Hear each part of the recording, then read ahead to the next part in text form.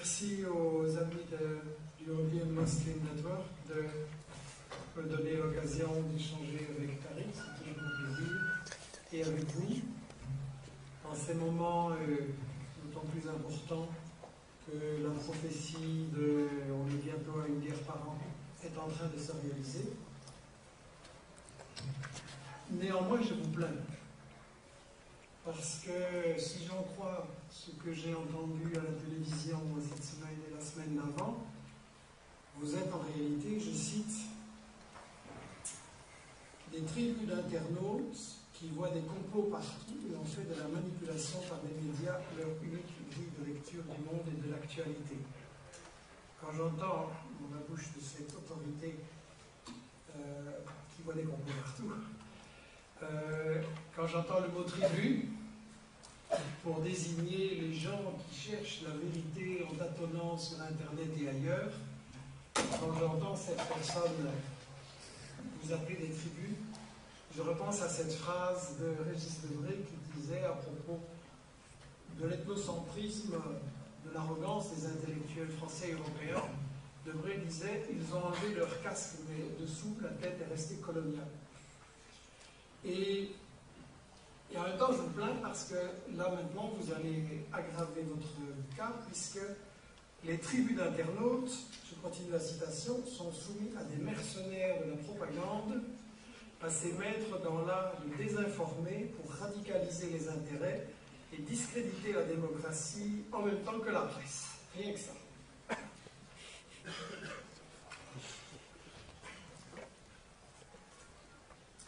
En même temps, je ne vous plains pas trop, je crois que quand on se fait insulter par l'adversaire, ça prouve qu'on est dans la bonne voie et qu'en face on commence à avoir peur que justement les arguments d'autorité ne marchent plus. Et je pense que la personne qui a sorti ses amabilités à votre égard et à notre égard, je suppose que vous l'aurez reconnu, puisque c'est la spécialiste qui analyse les réseaux d'extrême. Et je pense que le titre qui convient le mieux, c'est « Flic ». Je respecte les policiers, donc je dirais « Flic de la pensée ». Cette personne a pour fonction, très avantageuse je crois, de dire aux gens ce qu'ils doivent penser, et qui peuvent écouter et qui ne peuvent pas écouter. Et donc, elle nous accuse, les gens Tariq et moi et quelques autres, de discréditer la démocratie et de discréditer la presse. Rassurez-vous, mademoiselle, elles le font très bien toutes seules. Et c'est pas moi qui le dis, je lisais il y a une dizaine de jours dans le soir une tribune libre de Jean-François Kahn, qui est un homme de centre droit, mais de temps en temps assez lucide et honnête, je trouve. Et il disait, il avait donné des conférences sur les médias et l'information après l'affaire de cette Française, Florence Cassé, libérée au Mexique. Et il avait constaté qu'il y avait un battage ahurissant autour de cette libération, donc des sujets beaucoup plus importants. Et Kahn disait que dans les conférences, dans chaque ville où il venait de parler, il y avait quelqu'un qui dénonçait ça, qui dénonçait les médias et qui se faisait énormément applaudir. Et Jean-François Kahn disait, est-ce que les journalistes de notre système vont se remettre en question, vont se rendre compte que, en fait, journaliste, c'est devenu, dans le sondage des professions, encore pire que politicien. Et donc, il disait non, il n'y aura aucune remise en question, aucun débat, et c'est ce qu'on voit. Et au même moment où les médias faisaient tout ce tapage sur cette personne, si elle est innocente et qu'elle a été libérée, ou qu'il y a un doute et qu'elle a été libérée, tant mieux, pas de problème.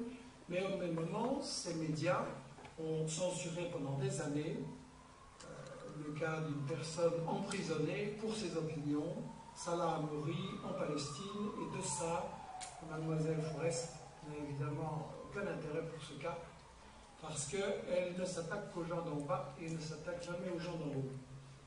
Donc, moi j'ai eu l'honneur d'être accusé 2 fois en 15 jours de théorie du complot par Caroline Forest et avant ça par Henri Guénaud, l'homme qui écrivait les discours de Sarkozy. Et, comme je l'ai dit, théorie du complot, c'est l'argument des gens qui n'ont pas d'argument quand les faits les dérangent. Et donc, puisque Mademoiselle Forest nous a fait la leçon dans sa merveilleuse série télévisée, ah non, pardon, c'est pas une fiction, nous a fait le compliment, nous a fait la leçon en nous disant qu'il fallait douter de toutes sortes de faits. On va donc lui demander si c'est un fait ou si c'est une théorie du complot qu'au Mali, il y a énormément de richesses, bien que les gens crèvent de pauvreté. Et on va lui demander si c'est un fait ou une théorie du complot le fait qu'au Mali et dans d'autres pays, il y a certains Français qui se construisent des fortunes colossales, comme le groupe Bolloré, par exemple, dans l'exportation des matières premières et des transports, comme le groupe Areva dans l'exploitation de l'uranium pour l'industrie nucléaire, comme le groupe Bouygues TF1, mais aussi la construction, et comme le groupe Total, dont cette semaine, dans les pages roses réservées au monde des affaires, je disais que le bénéfice de Total a été dopé, que le bénéfice a grimpé de 8% à 12,4 milliards d'euros. Avec 12,4 milliards d'euros, vous comblez sans problème le trou de la sécurité sociale, la retraite, etc. Donc 12,4 milliards de bénéfices total, et 40% de ce bénéfice se réalise en Afrique. Et là, c'est intéressant de comprendre comment il y a des gens si pauvres et des gens si riches en Afrique ou autour de l'Afrique. Et là, c'est le moment de rappeler ce que disait Mitterrand en 1988 pour expliquer sa politique envers l'Afrique. Chaque franc, disait-il, investi au sud rapporte 8 francs au nord. Il faut se rendre à l'évidence, ce sont les pauvres qui financent les riches. Encore un homme de la théorie du complot, Mitterrand, certainement. Un autre grand comploteur, c'est le célèbre groupe capitaliste d'audit des entreprises et d'analyse des situations économiques, McKinsey. McKinsey déclarant récemment même si le continent africain reste confronté à d'importants problèmes de développement, comme c'est gentil cet euphémisme, le taux du retour sur investissement en Afrique est tout de même le plus élevé au monde. Ça veut dire qu'il y a des gens qui construisent l'essentiel de leur fortune en Afrique et il y a plus en Afrique que n'importe où ailleurs, pendant que les Africains crèvent de faim. Donc, on aimerait bien, Mademoiselle Forest, que vous nous expliquiez cette contradiction, au niveau des faits, bien sûr, ou que vous alliez dire, bien qu'ils sont eux aussi des partisans de la théorie du complot. Le président Hollande s'inscrit dans la même ligne. Je cite, « La France maintiendra ses engagements vis-à-vis de ce continent plein de promesses. Toutes les puissances du monde y sont et essayent de développer leur influence. C'est un continent où la démocratie progresse. » Ah bon? Parce qu'on avait remarqué dans le soutien au dictateur du Tchad, du Gabon, dans le coup d'État en Côte d'Ivoire où la France a bombardé le palais présidentiel, et en Afrique, au Congo aussi, justement, où la France soutient les milices pour empêcher le Congo d'exercer sa souveraineté, mais bon, Hollande continue, c'est surtout ça qui l'intéresse. Un continent où l'énergie et l'environnement sont autant de sujets majeurs. En 2050, 80% des francophones seront africains, 700 millions de femmes et d'hommes. Chacun comprend ici l'enjeu. Donc, voilà encore un théoricien du complot. Et en fait, le problème, c'est de savoir, comme je l'ai dit récemment, comment est-ce qu'on peut être pauvre quand on est riche? Comment, dans un pays qui regorge de matières premières, et un continent en général, il est possible que les gens restent dans la pauvreté? Alors le fameux Henri Guénaud qui écrivait le discours de Sarko, dans son célèbre discours de Dakar, où il a fait la leçon des 800 mandats aux Africains, Sarkozy-Guénaud reprochait aux Noirs africains de ne pas être entrés dans l'histoire. Je ne sais pas s'ils sont totalement ignorants ou totalement malhonnêtes, ou les deux, mais c'est ahurissant parce que Quand on regarde l'histoire du Mali, dans les années 1200, il y avait un empire du Mali. Il avait été fondé par Soundiata Keïta. L'empire du Mali avait un État fédéral très organisé, avec un parlement, t'imagines, dans les années 1200, un parlement. En Europe, on va juste attendre 6 ou 7 siècles pour arriver à cette chose-là. Et l'État était très organisé, avec une armée, avec un système d'enseignement, avec un trésor public. Il organisait l'extraction et la vente de l'or. Il développait l'agriculture, coton, arachide. Il y avait des centres universitaires extrêmement célèbres à Tombouctou, à Genève ou à Ségou. Et un des successeurs de Keïta, Boubacar II, 2 siècles avant Christophe Colomb, a lancé 2 expéditions maritimes pour découvrir l'Amérique. Donc, pour des gens qui sont jamais entrés dans l'histoire, c'est pas mal. Et en fait, ce qui est intéressant, c'est que donc, il y avait toute une économie en Afrique et au Mali. Il y avait une économie avec un commerce, des caravanes qui remontaient de la Gambie, l'ouest de l'Afrique, jusqu'à la Méditerranée. C'était effectivement contrôlé, organisé par les Touaregs. C'était un commerce extrêmement prospère. Et quand le colonisateur français est arrivé là, intéressé par les matières premières, qu'est-ce qu'il a fait? Il a totalement disloqué, brisé ce commerce. Pour gérer le commerce et l'économie, il a importé des Libanais et des Grecs. Et ensuite, la grande démocratie française, c'est ce qu'elle a fait, elle a assassiné des milliers de professeurs de langue arabe. Pourquoi? Parce que ce commerce, entre toutes ces régions et tous ces pays, quand vous faites du commerce, vous avez besoin d'une langue que tout le monde comprend. Aujourd'hui, c'est l'anglais. Vous faites du commerce, c'est l'anglais. Et à ce moment-là, c'était l'arabe. Et donc, si on voulait détruire ce commerce, et que tout soit pour l'exportation vers la France, on a massacré des milliers de professeurs d'arabe à l'époque. Donc, ça, c'est documenté. Et en fait, la question fondamentale à travers l'histoire, c'est comment le 1%, comment la minorité va garder le contrôle des richesses.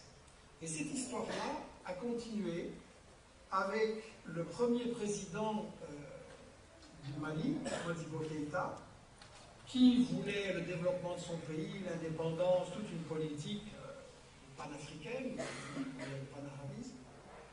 Et qu'est-ce que la France démocratique a fait avec Modibo Keïta? Elle a, je l'ai dit, mais il faut le redire constamment autour de soi, elle a organisé le coup d'État de Moussa Traoré, 23 ans de dictature sanglante, et Modibo Keïta a crevé en prison. C'était dans les années 60, c'est le tout premier président, je crois que c'est en 68 qu'il a été écarté. Ensuite, pour comprendre la question riche-pauvre là-bas, il faut regarder ce qu'a fait le FMI, le Fonds monétaire international, le gendarme financier du capitalisme. Il a dit aux Maliens, arrêtez un peu de vous diversifier comme ça dans toute votre économie locale, le Mali, vous allez vous spécialiser dans le coton. Très bien. Le Mali s'est spécialisé dans le coton pour se faire concurrencer par le coton des États-Unis, subventionné en dumping, et donc les paysans maliens n'ont pas la possibilité d'écouler leur coton. Une ressource très importante au Mali, c'est l'or. Et comme je l'ai signalé, cette ressource est aux mains de groupes internationaux, notamment les Français de Bouygues à travers des sociétés écrans. Et comme je l'ai signalé, mais il faut le redire, il y a un film, et je vous invite à en prendre les références et à inviter son auteur qui est ici à Bruxelles. Le film s'appelle Mali d'or. Il a été réalisé par Éric Pauporté. Et ça raconte l'histoire de mineurs qui luttent contre le fait que les gens de Bouygues ne préviennent pas du tout des dangers, parce que l'or, ça s'extrait avec de l'arsenic et du cyanure. C'est extrêmement dangereux, et les mineurs mouraient comme des mouches, mais comment c'était arrangé pour les endetter, soit le frère ou le fils est obligé de venir travailler à la place de ceux qui étaient morts pour payer les dettes. Donc ça, c'est Bouygues. On ne va pas raconter ça sur TF1.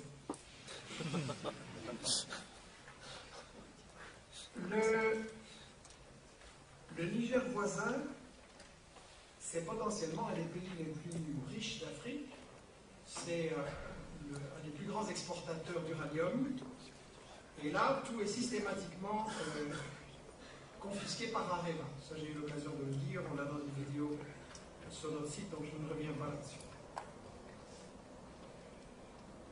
Quand on regarde le Mali et le grand écart de développement où le Nord est encore plus pauvre et encore plus abandonné, ce qui évidemment fournit un terreau au séparatisme et à dresser les gens les uns contre les autres, il faut quand même dire que le Mali est gouverné depuis le départ par les marionnettes de la France, et que ces marionnettes de la France ont fait en sorte que le Nord reste sous-développé, ça ne les intéressait pas, et donc ils sont responsables de ce qui est arrivé là.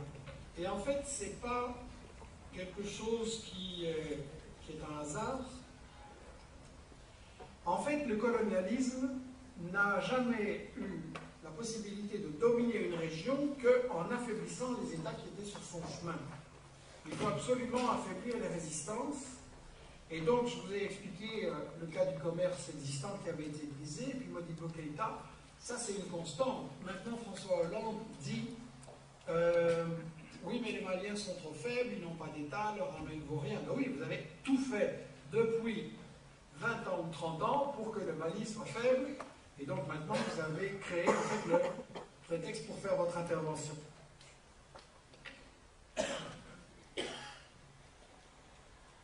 En fait, chaque fois que en Afrique, dans un pays africain, il y a un dirigeant,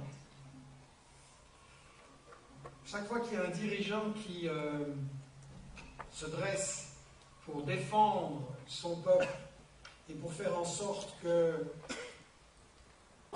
les gens aient à manger, qu'ils puissent aller à l'école, qu'ils aient des médecins, c'est la France qui l'empêche et les autres puissances coloniales.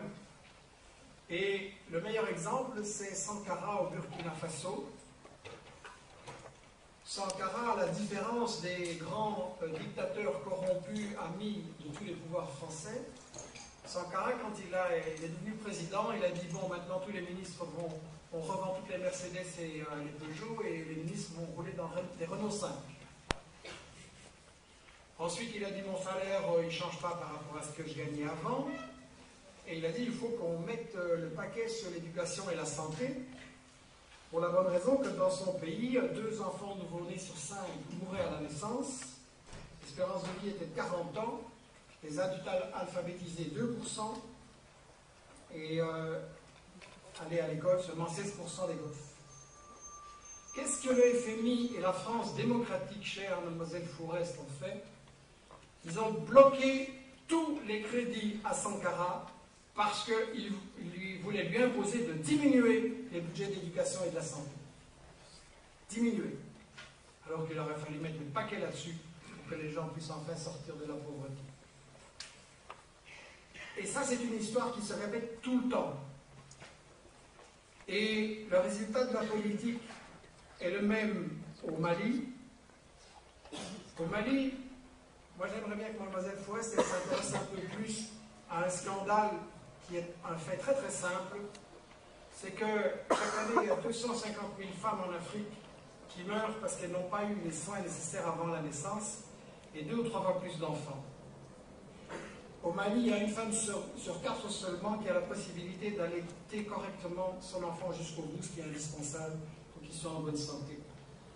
Au Mali ou au Niger, une terre qui n'est pas irriguée donne 15 fois moins qu'en France, et en fait, une terre qui dépend entièrement de la pluie, ça donne 50 kg par hectare, tandis que si vous avez l'irrigation, ça donne 1500 kg par hectare. Alors, et quand le Niger a développé un projet pour irriguer toute cette terre, 400 000 hectares, que tous les paysans puissent produire correctement, Areva, qui exploite l'uranium au Niger, a dit, pas question, on n'a pas d'argent pour ça. Et donc, j'aimerais bien que la France, qui aide si généreusement le Mali, le Niger et d'autres depuis des dizaines d'années, nous explique comment ça se fait qu'il y a des fortunes colossales chez Bolloré, chez Bouygues, chez Total et dans tous les grands groupes français sur le dos des Africains pendant que les Africains continuent à crever de faim.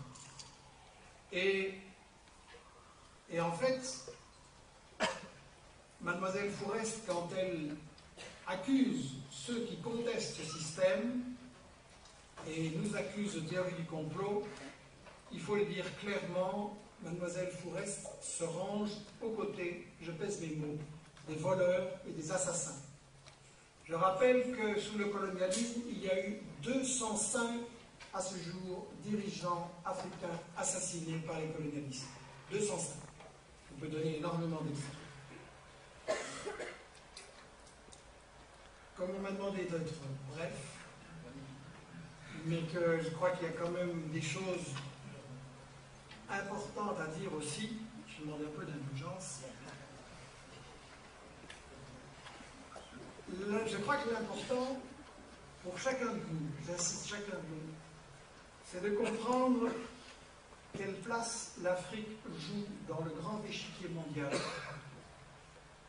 Quelle place la joue dans la bataille pour la domination mondiale et pour la recolonisation.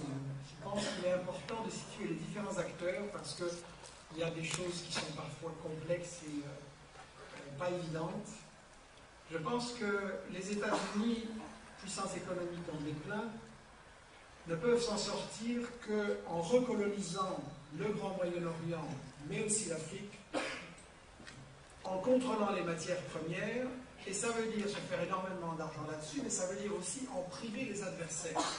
Le grand jeu entre les puissances coloniales, et vraiment on est toujours dedans, c'est je prends ça pour que tu ne l'aies pas. Et ça c'est vraiment fondamental. Je crois qu'il y a une dimension très importante dans la relation bizarre entre la France et les États-Unis sur l'affaire du Mali. La France prépare son intervention, tout le monde dit que c'est magnifique, c'est pour arrêter les islamistes, tout le monde doit être content. Et Mme Clinton, à l'ONU, elle dit, pas dans son discours, mais quand même, this intervention is a shit. Cette intervention, c'est une merde, excusez-moi. Donc, c'est bizarre. On fait un truc contre les islamistes et ils ne sont pas contents. Je pense que la relation entre les deux, elle a deux aspects. D'un côté, la France et les États-Unis sont engagés dans une guerre contre la Chine pour empêcher que la Chine trouve des partenaires en Afrique, mais ils sont aussi engagés dans une guerre contre les Africains, et puis ils sont engagés dans une guerre entre eux-mêmes pour savoir qui va prendre la plus grosse part du gâteau. La guerre contre les Africains, il doit être dit clairement que tout ce qui se passe en Libye, au Mali, en Côte d'Ivoire, au Congo, au Cameroun et dans toute une série de pays où on représente chaque fois des conflits qui sont isolés mais qui sont en réalité les différents éléments de la même guerre pour l'Afrique, c'est une guerre contre les Africains, c'est une guerre contre l'indépendance de l'Afrique, c'est une guerre pour empêcher qu'il y ait des nouveaux Sankara et des nouveaux Lumumba, comme on les a toujours assassinés. En fait, empêcher l'unité africaine, c'est absolument fondamental, et un élément dont on n'a pas du tout parlé, dans l'histoire du Mali, on a dit l'armée malienne ne peut rien faire contre les séparatistes du Nord. Pardon. Il y a eu un coup d'État au printemps de l'année précédente, de militaires absolument écœurés de voir que le président et la classe politique se remplissaient les poches et ne faisaient rien contre les séparatismes ou contre les attentats, et un coup d'État pour organiser une résistance nationale. Et qu'a fait la France? Un embargo sur les armes, et elle a fait pression pour priver du pouvoir les militaires qui voulaient sauver leur pays avec le soutien d'une très grande partie de la population et de tous les progressistes pratiquement. Donc la France empêche le Mali de résister au séparatisme, avec quelle arrière-pensée?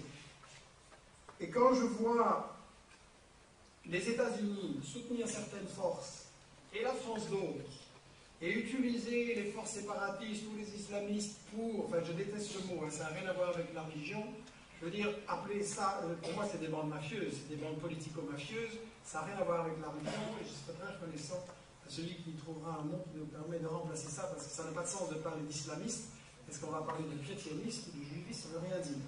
Donc, ce sont des bandes qui servent des intérêts politiques, ce sont aussi des bandes mafieuses, ça doit être dit, et ça devrait être montré beaucoup plus, et donc, il y a un double jeu extrêmement cynique. Le Canard enchaîné a publié le fait que le Qatar soutient les islamistes que la France combat. Je m'excuse, vous êtes alliés ou vous n'êtes pas alliés ou quoi? Total et le Qatar font des affaires sur les forages pétroliers dans la région ensemble. Quand on a publié ça dans le Canard enchaîné, je n'ai pas vu un torrent d'indignation du président et du gouvernement français en disant ça doit cesser.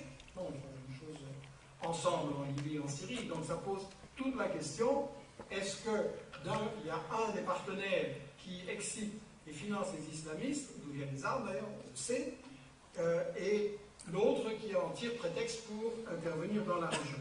Donc, je crois qu'il y a énormément de questions à se poser, et ça correspond effectivement à cette analyse que nous avons faite sur la stratégie du chaos.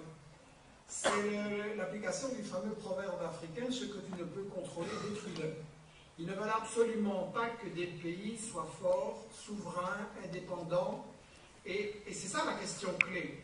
Si on veut mener la lutte contre la pauvreté, la condition c'est l'indépendance, la condition c'est la souveraineté économique, financière, politique et militaire. Et c'est ça qu'on veut justement empêcher. Il y aurait une possibilité, je pense, de résoudre ce problème-là avec des forces armées de l'Union africaine qui font une intervention et des pays au-dessus de tout soupçon qui font une intervention pour protéger l'intégrité de l'État malien et mettre fin à des excès. Mais on ne le veut absolument pas. Je pense que le colonialisme veut absolument garder ces États en position de faiblesse pour pouvoir contrôler l'uranium, l'or, l'argent, le coltan, le pétrole, le gaz, etc. Je vais conclure avec ce qui me semble indispensable pour qu'on puisse éviter de tourner en rond dans les lamentations. Je veux dire, j'ai énormément de plaisir à me retrouver invité ici à discuter avec Tariq, et je voudrais éviter que dans un an, on se retrouve pour discuter de la prochaine guerre en disant « ça y est, ils nous ont encore eu ». Et donc, je pense que la question de l'alternative, de la riposte et de qu'est-ce qu'on peut faire, c'est absolument fondamental. Le système colonial, pour moi on est toujours dedans, le système colonial doit absolument persuader les gens qu'ils sont faibles et impuissants. Et la réaction au Mali et dans certains pays africains, et la réaction, elle fait partie de ce que Albert Memmi avait analysé, le complexe du colonisé. Il intériorise cette logique et on veut lui faire croire qu'il est impuissant et que tout son sort dépend du colonisateur et de ceux d'en haut. Je pense qu'il est indispensable de développer une solution qui permettra la souveraineté des Africains. Quand on compare la misère au Mali, au Niger, etc., et avec le fait qu'au Venezuela, vous avez l'éducation, des médecins pour tout le monde, des boulots qui commencent à se créer et que les gens reprennent espoir, la différence c'est Chavez et la différence c'est le peuple qui se mobilise sur un programme alternatif. Idem avec la Bolivie d'Evo Morales.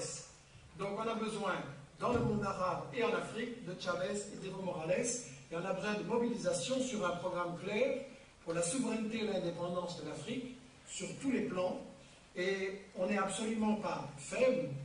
Nous représentons les 99%, nous nous battons contre le 1% plus quelques flics de la pensée, et je suis convaincu que si on se mobilise pour analyser les stratégies actuelles, analyser la manière dont l'information est piégée, et créer des instruments, articles, vidéos, documentaires, Internet, mais surtout le débat quotidien que vous pouvez avoir au travail, dans les écoles, sur Internet et partout, je suis persuadé que si on se mobilise en tant que 99%... sont radicalisés dans un discours fondamentaliste musulman, avec ce qu'on entend aujourd'hui, l'application de la charia, le fait de couper les mains, parce que c'est ce qu'on nous a dit, c'est des coupeurs de mains, des coupeurs, des gens qui flagellent et qui lapident les femmes.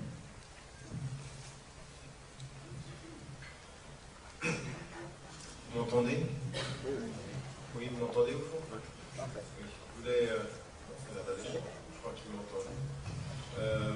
D'abord remercier le European Muslim Network et, ici à Bruxelles et en Belgique de l'organisation de cette rencontre. Vous demandez vraiment également de soutenir le travail de Morsen avec un livre qui est publié à compte d'auteur. Parce que je pense qu'on peut être d'accord ou pas d'accord. La question, elle n'est pas d'être d'accord sur les conclusions, mais d'appréhender les interpellations et les questionnements qui sont là et qui sont particulièrement intéressants.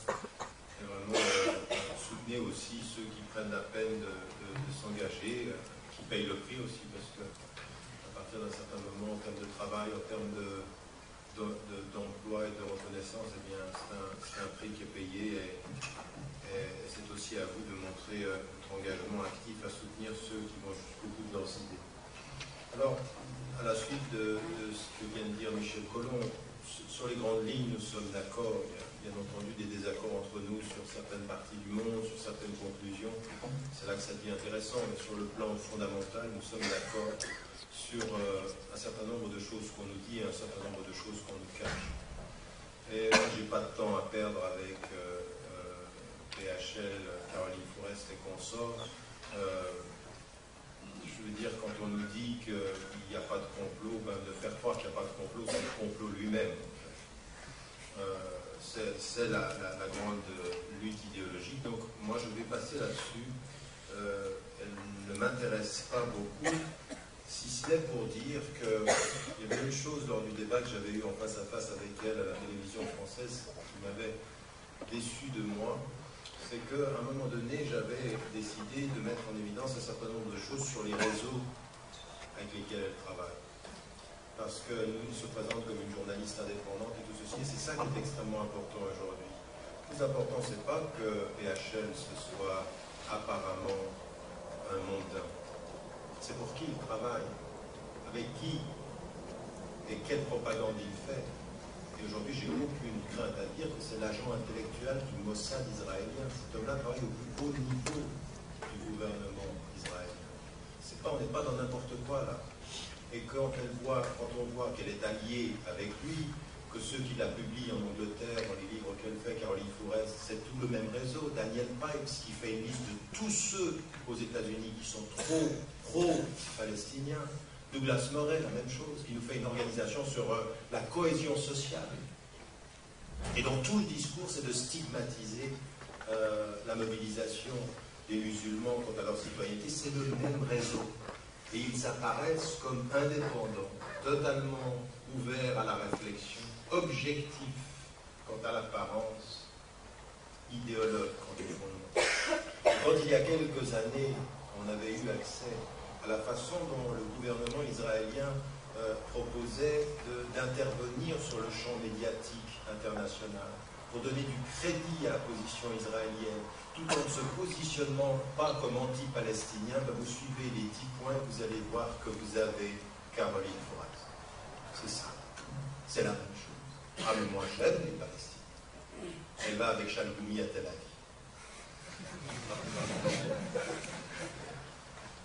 À partir de ce moment-là, c'est ça qu'il faut mettre en évidence. C'est qui parle et tout vous parle. Une autre position, en tout cas moi ce que je pense particulièrement important aujourd'hui, c'est que ça ne va pas être facile. Ça ne va pas être facile. Ce qu'on est en train de dire là, vous savez la dernière proposition de Michel Collomb, de travailler ensemble, de faire toute force de proposition, il faut qu'on soit bien clair. Il faut qu'on soit bien clair. Ça se paye. Intellectuellement, ça se paye. Ça veut dire qu'il faut aller chercher l'information là où on nous la cache. Ça veut dire que médiatiquement et par rapport à des forces politiques, ça se paye. Parce que vous devenez un agent ennemi de la pensée qui s'installe. Il faut admettre que si vous êtes pour une idée de justice, il va falloir payer le prix et faire face. Il faut être courageux. Quand tout ce discours-là qu'on a sur le Mali ici, c'est facile. Et penser qu'on est en face. D'accord, tout ça c'est facile maintenant. Qui parmi vous, ici dans cette salle, va payer le prix? Et d'accord au sacrifice intellectuel d'aller chercher l'information, au sacrifice intellectuel de confronter les grandes théories qui se moquent de nous, à ceux qui font de la diversion stratégique. C'est ça qui est le plus important. Je veux dire, là, vous allez juste payer le prix de vous asseoir. Parce que les petits bourgeois de la résistance, c'est ça aussi. On paye, on s'assied. Ah, ça c'est vrai, il a raison. On ne paye aucun prix. Le prix intellectuel, le prix, par exemple, d'écrire un bouquin, de se mettre en avant, et puis d'aller jusqu'au bout. C'est ça que ça veut dire, on est bien d'accord. Aujourd'hui, notre monde, ce dont il manque, ce n'est pas simplement des gens qui réfléchissent, c'est des citoyens et des leaders courageux, qui sont prêts à avoir le sacrifice intellectuel, le sacrifice social et le sacrifice politique de dire un peu de vérité. Et ça, c'est un prix. Il faut savoir si on est prêt à le payer ou pas. Parce que moi, j'en ai marre de gens qui sont courageux entre 2h et 4h. Courageux quant à ce qu'ils écoutent, moins courageux quant à ce qu'ils entreprennent, quant à leur engagement. Et quand on parle de ceci, je vous le dis parce que moi j'ai rencontré des gens qui n'étaient pas du tout musulmans et qui étaient beaucoup plus courageux que tous ceux qui parlaient du courage en islam, de l'éthique en islam. Et que j'ai rencontré en même temps des gens qui allaient jusqu'au bout de leurs idées, qui ont payé le prix. Un de mes amis, moi j'étais un ami de l'Afrique depuis le début des années 80, un de mes grands amis en Afrique, c'était un Touareg, il était dans la résistance au Nord-Mali, il a été assassiné par les forces armées maliennes, et on nous disait que c'était un café, mais c'était un homme de justice, c'était un homme qui mettait en évidence la corruption de l'État malien, et qui a été assassiné. Et ça, c'était quelqu'un avec lequel je m'asseyais avec lui, j'étais d'accord sur 95% de l'engagement politique et des idéaux. Maintenant, il ne disait pas Dieu est un, mais il disait la justice pour tous. Et il le disait justement. Et je voyais à la tête de l'État malien des gens qui disaient Dieu est un et l'argent est pour moi. Ah,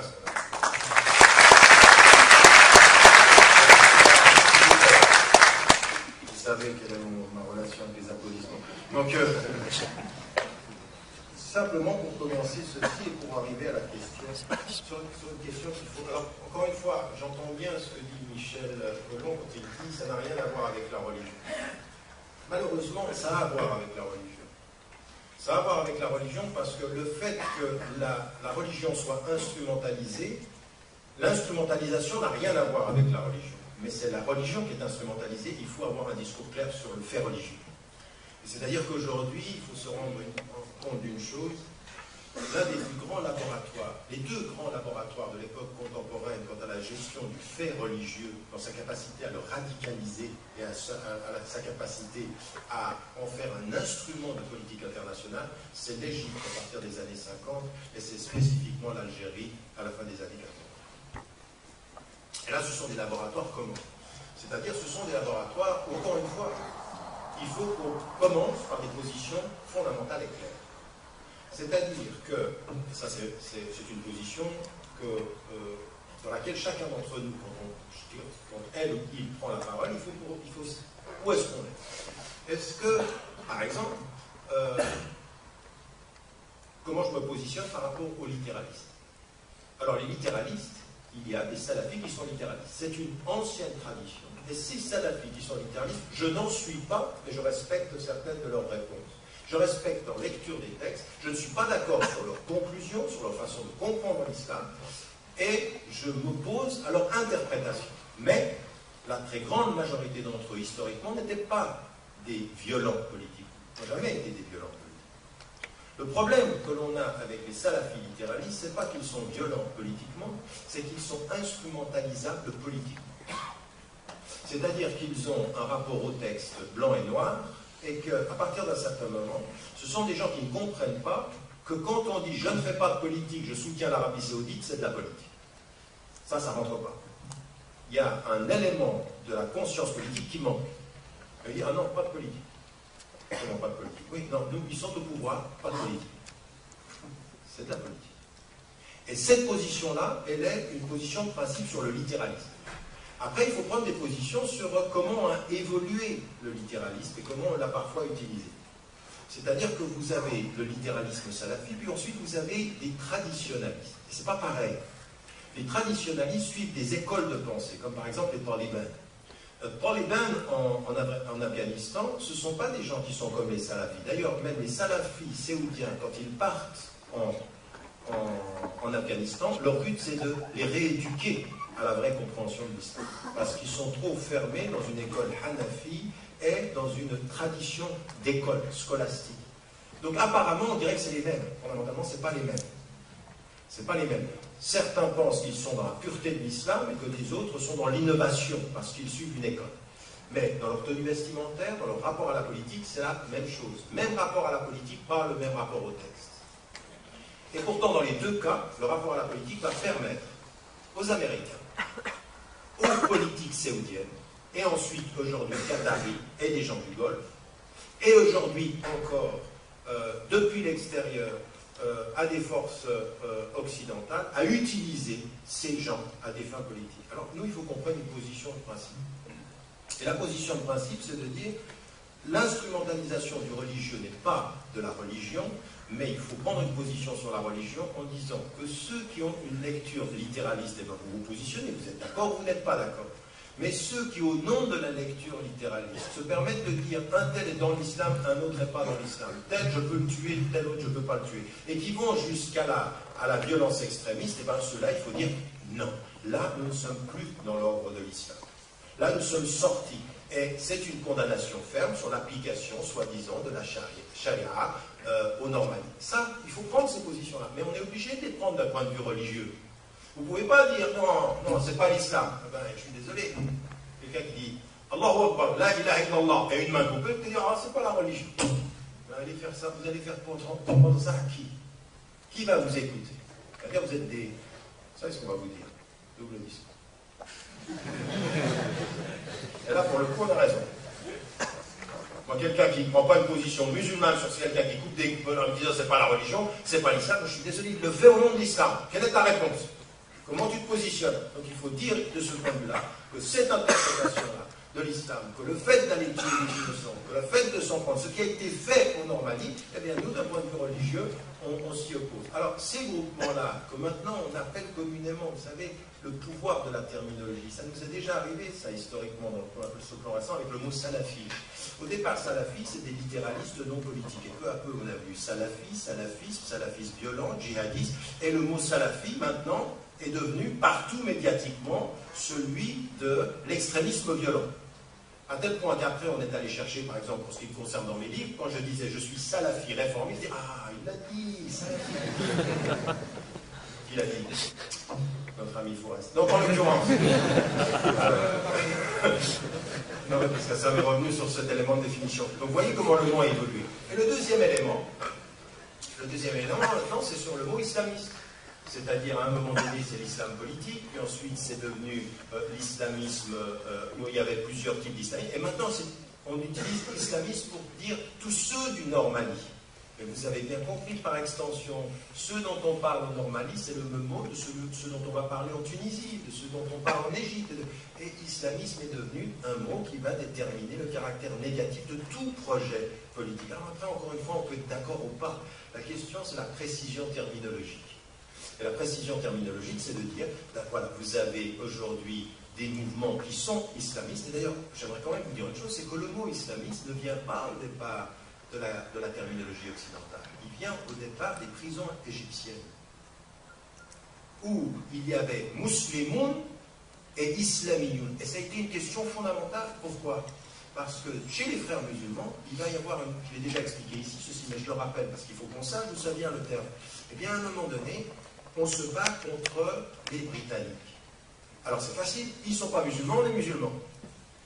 Et ceux qui s'y opposent, c'est eux. Ça peut être une Ahl-Kitab ou des Kofars, ce que vous voulez. Nous, on est musulmans. Tout à coup, qui vient au pouvoir? Un musulman. Nasser. Est-ce qu'il est encore musulman, oui ou non? Certains disent non. Il est en route. Il est sorti de l'islam. Et nous, nous sommes les musulmans. Et ce mouvement-là va se radicaliser dans les prisons. Et les autres disent non, il est encore musulman, mais il commet des erreurs. Nous sommes tous musulmans et nous, islamiyoun. C'est-à-dire on les garde dans l'islam, mais nous, on a un projet politique.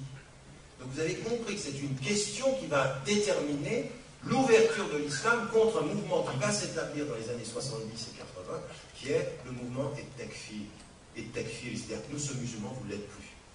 Dès que vous soutenez un dictateur musulman, vous êtes sorti de l'islam, donc votre sang est halal. Vous suivez ce débat-là? Mais ça, c'est dans les années 50, on n'est pas... Et vous pensez que les Américains découvrent, les Français découvrent, ils ne savent pas tout ça? Et non seulement ils le savent, mais la stratégie de radicalisation et d'emprisonnement des frères musulmans à partir des années 50, les Américains sont les conseillers politiques de Nasser. On révèle qu'en 1955, c'est des agents américains qui mettent en scène une tentative d'attentat contre Nasser. Ils mettent en scène, et le colonel égyptien, 30 ans plus tard, écrit « J'étais dans la réunion, ils nous ont conseillé de faire en sorte d'un attentat. » Pourquoi? Nasser sort brandi aux yeux du peuple, prend tous les frères musulmans, exécute toute la tête. Tous exécutés. Quand ils sont tous exécutés, qu'est-ce qui va se passer en prison? Radicalisation. Et quand vous radicalisez, vous vous justifiez. Et quand vous vous justifiez, vous allez gagner. Politiquement, ces gens-là sont des fous de Dieu. Et pendant, jusqu'à Moubarak, quelle va être la rhétorique? Vaut mieux un dictateur qui réprime que des islamistes qui vont être anti-occidentaux. Toute cette rhétorique, elle est jusqu'à aujourd'hui. On l'a entendu jusqu'à ce que Ben Ali prenne l'avion, la France disait toujours la même chose. Donc ce que je suis en train de dire, c'est qu'en amont, avant de venir au Mali, tout ça, il faut prendre des positions. Et encore une fois, qu'on soit clair. Position sur la terminologie qu'on emploie parce qu'elle est importante. Deuxième des choses, position sur ce que font certaines femmes et certains hommes au nom de l'islam, où il faut être capable de dire que ça n'est pas acceptable. Je ne leur enlève pas la caractéristique musulmane, mais je ne reconnais pas la légitimité de ce qu'ils font au nom de ma religion. Je ne vais pas commencer à faire du takfir en disant ils ne sont pas musulmans. Ils sont musulmans, mais là, ce qu'ils font, ce n'est pas possible. Et il faut prendre des positions de principe. C'était une position qu'il fallait avoir bien avant au Normandie. Et je vais simplement y revenir, parce que c'était la même chose avec l'Afghanistan. L'Afghanistan, ce qui se faisait, et c'est vrai que c'est quand même étonnant que ces mouvements qui étaient politiquement, qui étaient d'abord strictement religieux, on s'aperçoit quand même qu'ils ont une capacité à s'installer partout où il y a de grands intérêts économiques. Le Niger, le nord du Mali, la région de la Mauritanie, vous avez une région ici dont en termes de prospection, on ne sait pas encore exactement quelles sont les ressources en pétrole, en gaz, en uranium. Mais ce qui est apparu, c'est que dans les premières estimations d'il y a 7 ans, eh bien on disait que ce serait une ressource qui pourrait dépasser les réserves algériennes, voire même algériennes et libyennes ensemble. Donc on est dans une perspective qui est importante. Et quels sont ceux qui sont en train de s'installer depuis maintenant 10 ans en Afrique? Mais vous ne pouvez pas aujourd'hui entrer dans n'importe quel pays d'Afrique occidentale sans vous rendre compte de la nouvelle présence chinoise. Une présence phénoménale et qui prend contact de la façon tout à fait différente. Pourquoi? Parce que quand la Chine entre en contact avec l'Afrique, elle n'a pas le passif colonial. Et ça, c'est particulièrement important. Alors, à un moment donné, les États-Unis sont entrés et sont encore là-bas. Mais il faut se rendre compte de cette dimension.